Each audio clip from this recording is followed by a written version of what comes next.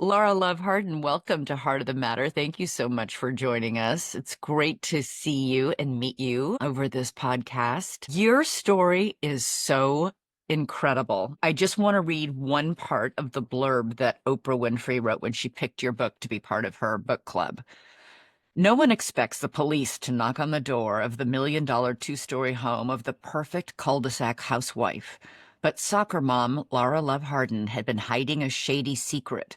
She is funding her heroin addiction by stealing her neighbor's credit cards. You have written an extraordinary memoir in the story of your life. How did you get to that place where you were that quote unquote perfect housewife who had this terrible secret? Yeah, I mean that is, that's something I spent a long time lying awake at night thinking, how did I get here when I was at my rock bottom, trying to rewrite the past and why didn't I go left? Why didn't I go right? I think if I were to give a short, pithy answer to that, I mean, I'll give the details, but the short, pithy answer is I got to that place because I had no ability to ask for help and admit that I wasn't that perfect suburban cul-de-sac housewife role that I was playing. You write about your childhood, how you grew up. You write about the fact that you felt unseen and lonely. You came from a family with a history of addiction. We know that that increases the chances that somebody may turn to substances. Tell me about it. It's interesting because I did my whole childhood in about three paragraphs. And I did that on purpose because I really one wanted to make sure I was the only villain in my story, Mm. right? And because people want the formula. A plus B plus C is going to equal this addiction or alcoholism or incarceration or whatever, or blowing up your life, whatever it is. I grew up in a family with a lot of addiction and alcoholism and no language for it. No one talked about it. And it was all about what looked good on the outside, and I grew up very profoundly alone, and books were my escape. The first line of my book is reading was my first addiction. And I really turned to books and writing when I was a child to sort of process my emotions, my experiences. And yeah, I don't remember a single time where anyone in my family said, like, how was your day? Or how are you feeling? Mm. There was just no language for that. And I thought I could outrun the affliction of my family. I thought I could out educate it. I thought I moved 3,000. I grew up on the East Coast, and when I went to college, I went 3,000 miles away. I went from the East Coast to the West Coast, and I thought I could just, I was too smart to have that happen to me. But I had no real coping skills, honestly. It's funny that you write about reading being your first escape or maybe even your first addiction. I felt the exact same way. I think I wrote the exact same thing in my memoir that that was my first, eject button, to escape into these worlds. I was a voracious reader as a kid. I grew up without television, actually, so that even, all I had were books. And I remember growing up on an army base, and there would be like one movie theater on the base, and my brother and I taking our quarter allowance every weekend to go see whatever movie that was, because that was also an escape. But Yeah. looking back, it's interesting that when you talk about that, because what that's saying is that now, where I am right now, I need relief from this. So I'm going Yeah. to go to this other make-believe world. Yeah. And in the make believe world of books, there's logic to why people do what they do. And so to me, the world was, there's a lot of Ordered. cognitive dissonance, right? Like I didn't understand why people, I didn't understand why not even people, my family did what they did and acted the way they acted. And there was sort of this, constant chaos and so, but books, there's a plot, there's character motivation, and there's a lot of happy endings. And, I grew up really believing, and I really believed this for a long time, that everybody else was normal. Like everybody Yeah. else had this perfect family and their mom was waiting with cookies after school. And I was a voyeur, in books and in life. And, I remember it's always at dusk, right? At dusk, if you're walking and it's just getting dark and you see lights on in houses and you can see This is going to sound creepy, but I don't mean in a creepy way, but you can see into people's homes and you see them sitting around their table. And I just have this visual and this, this sort of looking into other people's lives and thinking, they're happy somehow. And I don't know how to be that way. Mm. Um, I did that well into adulthood, honestly. I still like to do that, Yeah. actually. Okay, good. Wonder about people's lives, like not in a creepy way or even an unhealthy way, but just I think in a more, I see you, like, I wonder what that's like. So, did you ever turn to anything other than books to escape yourself as a kid or growing up, or was it not until you were an adult that you started dabbling with substances? I mean, I really turned to school and I turned to cope. I turned to pretending is really what it was. It was, Hmm. I was very good at assimilating into other people's families and going on vacations with them and having dinner with them and being, I learned really early on to be who someone thought I was, right? But I went straight to college and graduate school, and I was I like to say I was a late bloomer to my addiction and an overachiever at the Hmm. same time. And it was really only I was um, married. I had children. I had 3 boys in 4.5 years right after graduate school. I was married, and my husband was, I had such dreams of this perfect family. I'm going to create this. I'm going to do this. I'm going to be the perfect mom. I'm going to have the perfect husband. And my first husband was cheating on me, and I was miserable. And I was really facing this sort of reality that like, I'm not going to have that happy family. I'm not going to stay in this marriage.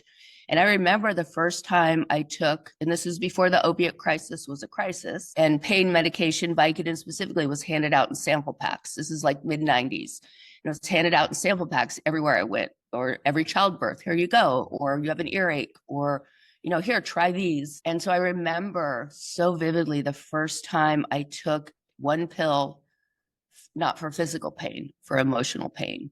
And the way that it lit up my brain, it was like, oh, I'm better, I'm smarter, I'm funnier, I'm happier, I'm able to pretend everything's okay better, I can like fool myself. And that's how it started. And then it took two to feel that way, and then it took three. And by the time I switched from, and I was on and off, I knew no one grows up saying, dear diary, I hope someday I'm going to be addicted to opiates, or I'm going to have all these things happen. But eventually it became not a choice. And the way opiate addiction works, or worked for me, was that feeling I got from one turned into, at the end, before I switched to smoking heroin, 60 pills a day, 20 for breakfast, 20 for lunch, 20 for What? dinner. Yeah, 20? 20 at a time, and to get that rush of well-being.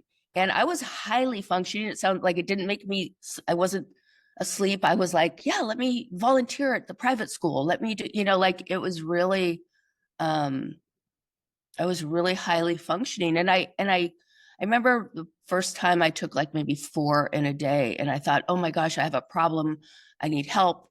I can't do this. And I went to my husband at the time, and I said, look, I've taken, I think it's really the only time I admitted it out loud. And I said, look, Hmm. I took, I don't know, it was 3, 4, or 5 of these pills every day. And I gave them to him, and I was like, like, throw them away. Like, this is not what I want to do. And I remember he didn't throw them away. He put them in the top of the linen closet. He was a tall man, or he Hmm. is a tall man. And I clocked where he put them. And I was like, okay, great. And then, I don't know, a week later, I dragged a chair over and climbed up and got them down. And I never said anything to anyone again, or admitted it, really, for a very long time. I tried to stop. I had 6 years right before I tried smoking heroin. And Happen. I mean, that's such a big leap. yeah. So what happened, how it came into even in my radar. And look, I had a brother who died of a heroin overdose, a sister who died, who was an alcoholic as a teenager, who died. And, it was something I would never, ever do that, and I had no intellectual understanding about opiates, that, like, my prescription pain medication that they gave me after childbirth was just, the same as heroin. Like, I didn't understand that at the time. But I was in my second marriage, Mhm. and um, and I'd met someone in recovery, my second husband, and he had relapsed and I didn't know it and was smoking heroin. And I found this sort of brown sticky stuff in my house, and I remember calling someone I knew from a 12-step program saying, "What is this thing?" And she said, "Oh, that is heroin." Um, and it was in that moment, I think, if it hadn't been in my proximity, it's never something I would have gone out like looked for. I wouldn't know where to look for it. Mhm. Um, and I remember my kids were all in Montessori school, private school. And I remember I was going to do this like, it was my volunteer day and I was going to do this arts and crafts project. And I remember so clearly being at a stoplight and Googling how to smoke heroin. So I had planned it, and Googled that and then tried it, and I thought, wow, this is easier, this is more efficient, and it took 11 months from that moment that I Googled how to smoke heroin to completely implode my life, my children's life, lose everything, until I was arrested. What And happened? Wait, go back. Did your husband know that after you Googled, obviously he knew how to smoke heroin. he knew how, I kept it secret from him for a while until and I had this like I told these crazy lies that seemed so believable to me. I remember because I started to lose a lot of weight, I had one friend who came over and said, "Look, I'm worried about you. I don't know what's going on." And my answer, which I thought was brilliant at the time, was, "You know what? I read the book The Secret, and I manifested myself thin." Like I just these kind of crazy I thought it was a brilliant lie, but I my manifested husband, myself then. yeah, I was like, it was The If Secret. only it were that easy. Yeah, I know, if only. But so, he was suspicious. It was like we were both secretly using and trying to catch each other and denying that we were, in the beginning of that 11-month period. And I remember one time I came home and he said, he had a drug test and I was outraged, like, what, like I'm the poster girl for recovery, like you think I'm just lying and defending this secret like my life depended on it because it felt like it did, and and he wanted me to take a drug test and I was outraged and indignant, and I was like, well, I don't have to go to the bathroom right now, I'm going to go walk the dog. And I was out in my cul-de-sac walking the dog. And in my brilliant, again, mind to just protect this secret no matter what. This is not I'm not proud of this story, but I brought some Tupperware with me and I was like, okay, the dog pees like every 5 seconds. I'm going to collect the dog pee, but it took forever because it's, so I'm out, walking With around my neighborhood, collecting every time my dog lifted his leg, collecting it. And then I came back and, bulb syringe and tested the dog's pee. And I was really in that moment believed it. I was like, see, I was so self-righteous about it,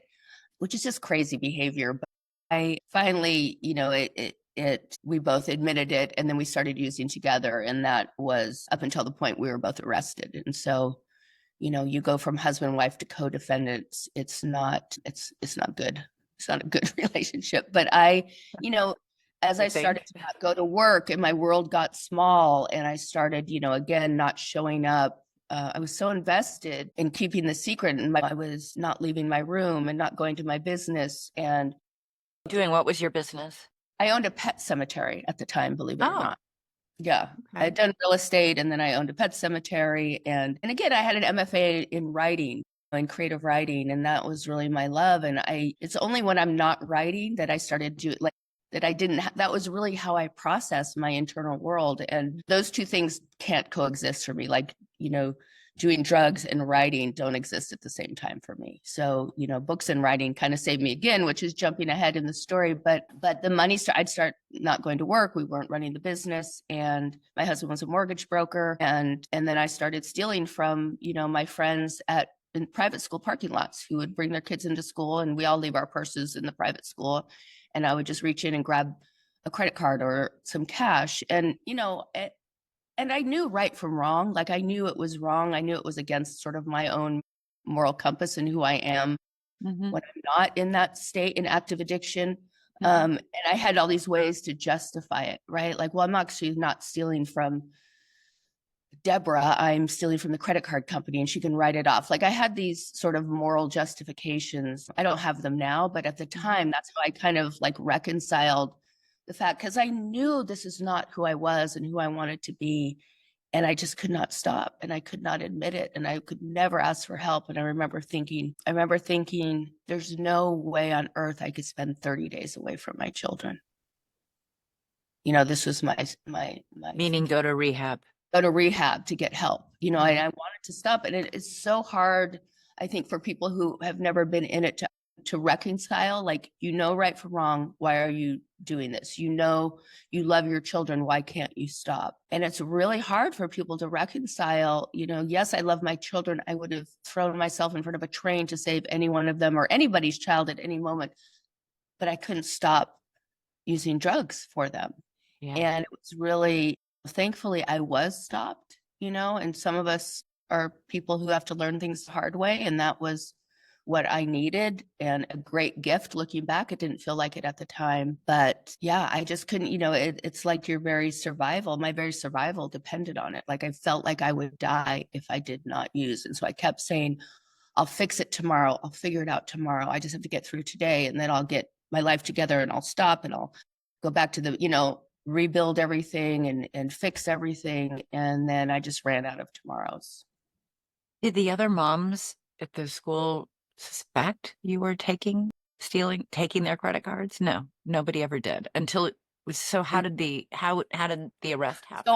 So it was not just then it turned into my neighbors and I went my very close neighbors right next door. I stole their checkbook and wrote a check at the grocery store. And that's really how it kind of fell apart.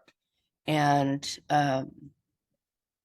yeah, I don't, people probably knew that something was wrong more than they said. I had a friend who said, yeah, I just thought you were really sick. I thought maybe you had cancer, like people, but nobody really talked about it. And I was outwardly maintaining the life, even when the police came, they're like, wait, you still have all the things in your house? You haven't sold everything? Like it didn't look like people expected in the stereotypes of what it's going to look like if someone's committing crimes and in active addiction. When you were arrested, you were charged with 32 felonies: theft, drug possession, bank fraud, falsified signatures, stolen credit cards. You faced up to 27 years in prison. Mm-hmm. I can't even fathom before you actually learned what your sentence would be, when confronted with the possibility of 27 years in prison, the mom who couldn't bear to be away from her kids for 30 days to go to rehab. Mm-hmm. What was it like? When I was arrested, my three older boys from my first marriage were all in school. They were in junior high and high school. My youngest son, Caden, was the only one at home at the time, and he was a couple months away from turning 4. And when the police came, I was begging them, let me call someone to come pick him up. Let me call family. Let me call a friend. And they wouldn't. They called Child Protective Services, and they came to the house, and that it's we're almost 16 years away from this, and it still is emotional for me because I think about him running up to me because he's at that stranger danger age and he'd never Right. spent it away from me, and these strangers come and they're trying to pull him out of the house and he's running for me to comfort him and my hands are handcuffed. In that moment when I can't comfort my son because my hands are handcuffed behind my back and I'm telling him these are friends, it's okay. That was the moment where I think everything just broke open, right? That was the moment where I was like, oh, there is no getting out. There's no story I can tell. There's no the secret to get out of this. There's no like, this is the reality and I have done this. And the whole way to jail, I'm crying in the back of the police car. And, I lived in a place where the police cars didn't fill up the cul-de-sac, and my neighbors were out there and all I could do was just cry and say, where's my son? What's happening to him? Where's he going? And when I was being brought into the jail, the sheriff's deputy said, you'll never see your son again. And you should not be anyone's mother. And that was the moment where I one, I believed him. I 100% agreed with him. I mean, I believed him that I would never see my son again or any of my boys when you're facing 27 years. That was more than me going to prison. It was like, wait, I might not see my sons till they're in their 40s, right? Like, wait, I couldn't bear it. And I had, a few nights later, because that's what I believed, and because I didn't know where he was, and I had no will in me. I had no spark in me. I had no I was like, I can't get through this. Like I've gotten through a lot of stuff in life, but I was like, I can't bear this. It's too much. And I decided to end my life. I thought it was better. It was really the darkest. It was a very quiet, dark period. Like I was very calm. I was like, I just failed at life. Like there's no recovering for this. There's no redemption arc. I don't deserve a redemption arc. That's for people who are good and I'm bad and everyone else has figured out this life. And I've just like there's no recovering from this. I really believed. And it was a very selfish moment and I was so lost. And I thought it might be better off for my children to have a mother who was dead than in prison. I really believe that. And luckily, because I was in my failure era, I failed at that. I tried. I fell asleep. It was a miracle, but thank goodness I did. But it was a really, really long road, to rebuild from that moment. And I didn't, one of the hard things is being locked up when not knowing your sentence, right? Time is weird. I didn't know, I was training like, okay, if I go to prison, I'm going to do fire camp. I should be a firefighter, or am I going to get out? Like that limbo. Other women in there had, little homemade calendars where they could cross off each day. But when you don't know how many days to cross off, it is a certain kind of hell, if I can say, Yeah. not knowing how it's going to turn out. Well, thank God you didn't get 27 years. You ended up only being sentenced to 1 year in the Santa Cruz County Jail, served 10 months for good behavior because of the drug court system, I'm assuming. Here's the thing. You say jail saved your life. Yeah. That was the best thing that could have happened to me. How is that possible? I mean, it's easy to say now in retrospect, like rearview mirror, but because it stripped away every single identity I had. I was a number in there. I was not a mom. My community hated me. I was not a wife. I was not an employee. I was not a boss. Um, I was nothing. I was a number, and there was a gift in that for me because it started me on this path to being the real me, Yeah. right?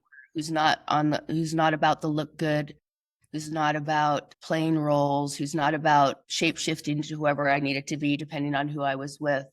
Jail's a great place to learn to meditate. If there's easier ways, there's courses you can take. But for me, I really had to control my anxiety and my worry and my constant like rumination about what's going to happen in the future, or my rumination about how did I get here? To go back, it's like why didn't I do this? And I should have done that. And I could have, and I wish I'd never taken that first pill. Was doing that. And then someone had left a book, Eckhart Tolle, It's the Power of Now, in jail. Yeah. And I read that book over and over and over again. And there's one sentence in there that's where you say, I wonder what my next thought will be. And you stop your thoughts. And that saved my life, that one sentence at that time. In this, again, the Oprah description of your fantastic book, Lara finds that jail is a class system with a power structure that is somewhere between an adolescent sleepover party and Lord of the Flies. Furniture is made from tampon boxes, and Snickers bars are currency. Yeah. I mean, I never thought about incarcerated women until I became one, like in part of my regular life, and now I have a nonprofit that's helping justice impacted women. Jails are not meant for long-term stays. You don't have programming, you don't have in-person visits with your children. And, it's a system that's built for men and run by men. And when you have a lot of traumatized women, but the women in jail saved me. They were the community I had when everyone else in the outside world had kind of written me off. I was a cautionary tale, right? None of my book club mom friends came to visit me. None of the PTA board friends came to visit me. I was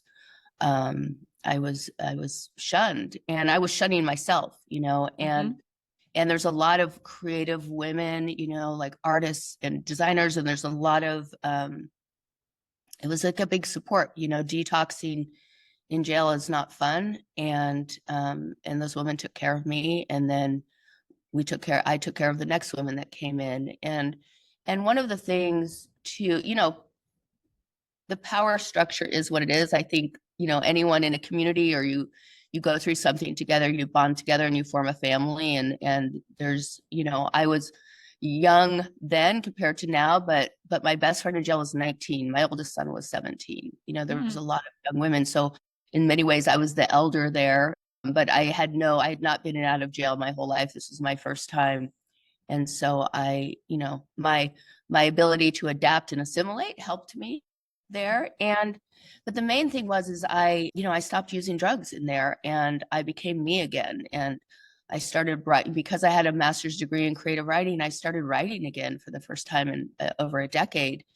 And I became a ghostwriter in jail. Basically, I would listen to the women and write letters to the judge as them to help Mhm. them get, long-term treatment instead of prison or get a pass.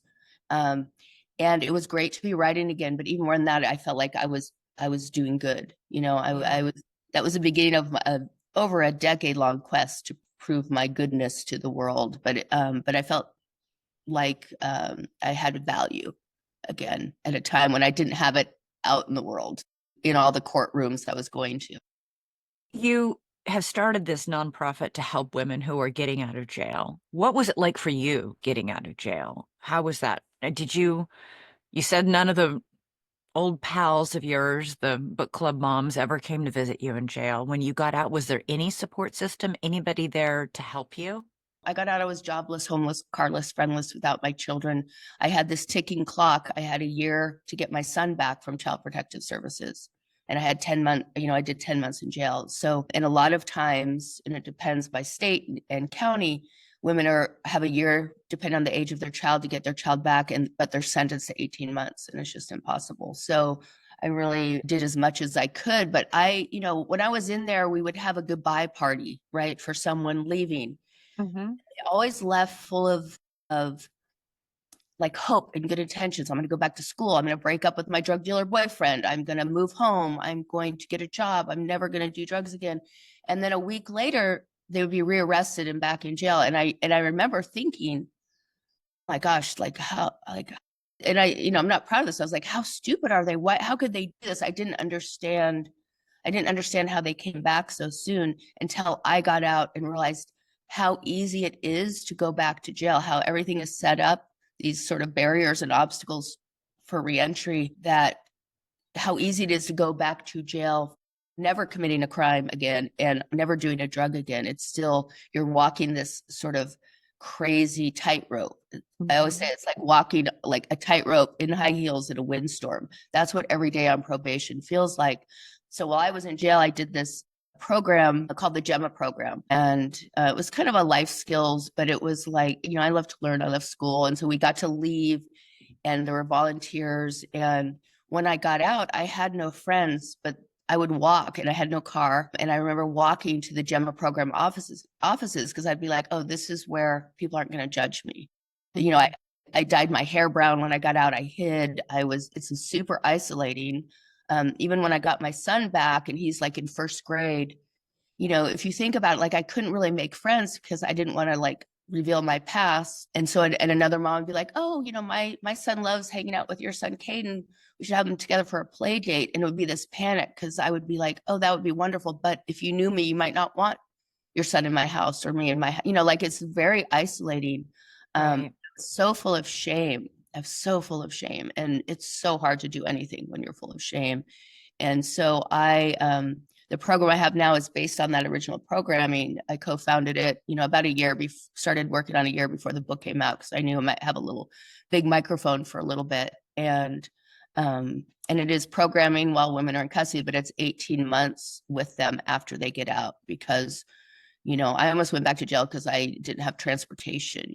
Imagine, I was drug testing for 3 different county agencies in the same county, which means not only do And you you have to had to get get to all those places. that, and I had to have a job, but so I'm going to get a job with a criminal record, but one that can let me leave spontaneously up to 3 times a day on a moment's notice. Like it's almost impossible. all of these sort of it's bureaucracy. I think a lot of it's bureaucracy. I don't think it's intentional, but it's a lot of bureaucracy and there's a lot of illogical consequences, that set people up, make it easier. And then that's without the stigma and shame. I mean, there were times where I felt like I would be safer back in jail. So I understood why those women went back. You say in your book, shame is a worse poison than heroin. That's pretty powerful. Yeah. Because it's so heavy and it affects everything. You can't, there's no room for creativity if you're in shame. You're not going to advocate for yourself if you're in shame. I certainly didn't. I could advocate for other people, but I could not advocate for myself. And it's just isolating. It's a lonely, lonely place because you aren't, I wasn't, I don't know why I keep saying you, but I wasn't, I had no community because I was so afraid if they know the truth, they'll run screaming from the room, right? You say the real turning point for you was ghostwriting. How did you get this job? So I was about 2 years out of jail and in a 400 square foot apartment with my son, trying to get work. I started writing for like a SEO blog just to make money for food, and I saw a Craigslist ad to be a part-time personal assistant at a literary agency. And it said the literary agency worked with Desmond Tutu. So I was like, this is probably a scam. This is not real. But and it was like, 25 really elaborate, deep questions for this it was $20 an hour, 5 hours a week. I was like, oh, this will save me. And so I answered all the questions. So they were great writing prompts. And I did, I had a don't ask, don't tell. Like, I'm going to answer everything honestly, but I'm not going to volunteer my criminal record if I get asked. And so I went, I had an interview and I went, there's a man named Doug Abrams who used to be an editor at HarperCollins and started a literary agency. And, I had my background in a master's degree in writing. I'd worked at a publisher before, in college, small press. So I went in for the interview and he was like, okay, I was overqualified in some ways for this, but he took a chance, he hired me. Didn't ask because it's not the first thing you think of when you look at me and I walk in, and luckily I had a chance to prove my work ethic and my creativity and my intelligence. But we were working on a book with Desmond Tutu, and I started helping an author write a book proposal. And so it was a few weeks on the job before he Googled me. What made And him Google you? well, we were working on this book called What Color Is Your Parachute? It's like a job book. And I remember that book. yeah, so the agency represents that author and they were updating it. And the author said, well, now everybody Googles their employees. And I remember that moment because we were sitting in the office and I was typing away happily. Doug had just told me the day before, like I was brilliant and I was all full of like, oh, I'm doing good. And it was like the air changed to the room and I look up and his face was sheet white because when I was sentenced, my face was on the front page of the local newspaper calling me the neighbor from hell. Calling you the what?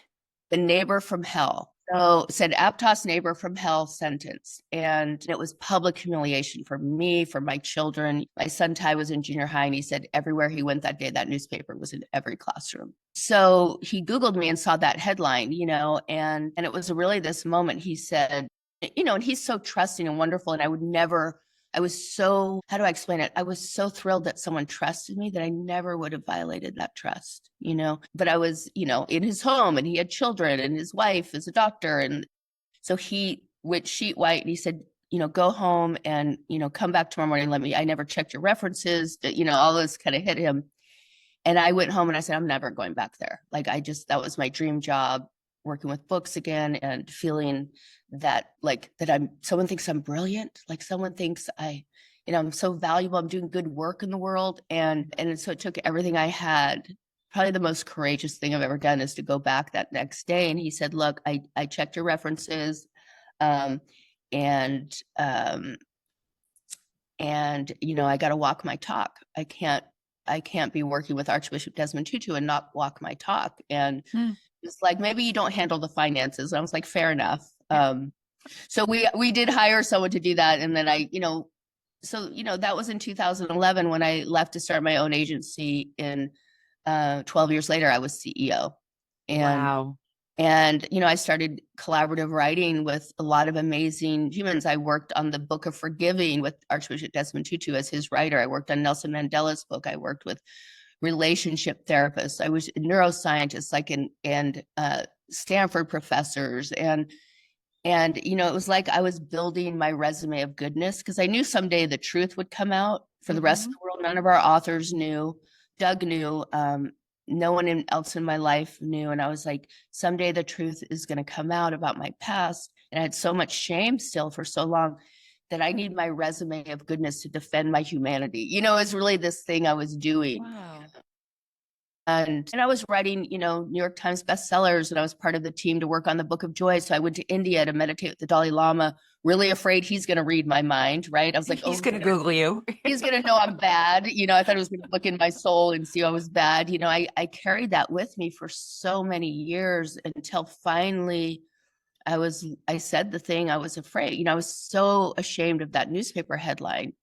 And the only reason I ended up even doing the book is at the end of 2019, I did a local TEDx talk. I had a friend who ran that, and she said, came to the office, said, "I'm not leaving till you agree to do it." And I was like, "I'm never gonna do that." And she said, "Trust me." And so I after 3 hours in my office, I said, "Fine, I'll do it." It was in 2 days, and so Mhm. I got up and did this TEDx talk, and I said, "Here's the thing. I was once a neighbor from hell, and here's some other people I have been," and talked about my work and that feeling of just saying the thing out loud that I was so afraid everyone would find out. I lived in so much fear of people Googling me. It was the greatest, it's better than any drug I have ever taken. That feeling of lightness and just like, and people didn't run screaming from the room, you know. Yeah, So that was the only reason I decided to do the book. I was like, okay, this can help. it can help. I just want to read two passages from your memoir because you're clearly an incredible writer. Thank you. In addition to being a woman with an incredible story and life experience. The first is about what we were talking about at the beginning of this podcast, how you and I both, as children, turned to books as an escape. Here's what you wrote. The truth is, I've only ever had one addiction, the white whale of addictions, escape. From as far back as I can remember, there has always been a better place than wherever I am, a better me than whoever I was. Books helped me escape when I was young. Then you go on to write, my whole life I had pretended to be a beautiful, happy, shiny person in the hopes that somehow that would make me a beautiful, happy, shiny person. I fit in everywhere because people love beautiful, happy, shiny people. But the problem with me trying to fit in everywhere is that I have never actually felt like I belonged anywhere or with anyone. That's the problem when we pretend to be something we're not. Yeah. And even after you got out of prison and all those years you were ghostwriting and praying nobody would Google you, you were pretending to be a woman who hadn't been Mhm. addicted to heroin, who hadn't stolen from her neighbors, who hadn't been arrested, who hadn't been a local news celebrity in the worst way possible. And when you're pretending to be something you're not, you're never actually authentically living your own life Yeah. and authentically connecting with other people. And that's not good. That's no No. way to live. No. And that's why I say that jail was the greatest gift. Like, I'm sorry for the collateral damage. No one wants to be their children's college essay topic, right? But that was, I can only imagine what your boys have come up with. gosh, but I never would have become me. I would have gone my whole life. I'm more me now than I've ever been me. And there's so much freedom in that. There's so much, the thing I was afraid of that people would run away, like everyone in the world, I'm sure you get this too, tells you their secrets now because you feel safe to tell their secrets. And, one of the gifts too is when my boys were in junior high and high school and college and even now there's nothing because of what I went through, there's nothing they've not been able to talk to me about, and all Yeah. their friends, right? Like I was that, the last thing I'm going to do is judge anyone. And so that's a huge gift. And yeah, there's so much room for creativity and advocacy and everything else if you're not in shame and you're not pretending to be something you're not. So that's been a great gift. And if the thing I teach my children is how to fail spectacularly and keep going, great. Yeah. Well, I think you've taught more than your kids that lesson. The book is titled The Many Lives of Mama Love, which was your name in prison, Yes. a memoir of lying, stealing, writing, and healing. I think that's the best title of a memoir I've ever read.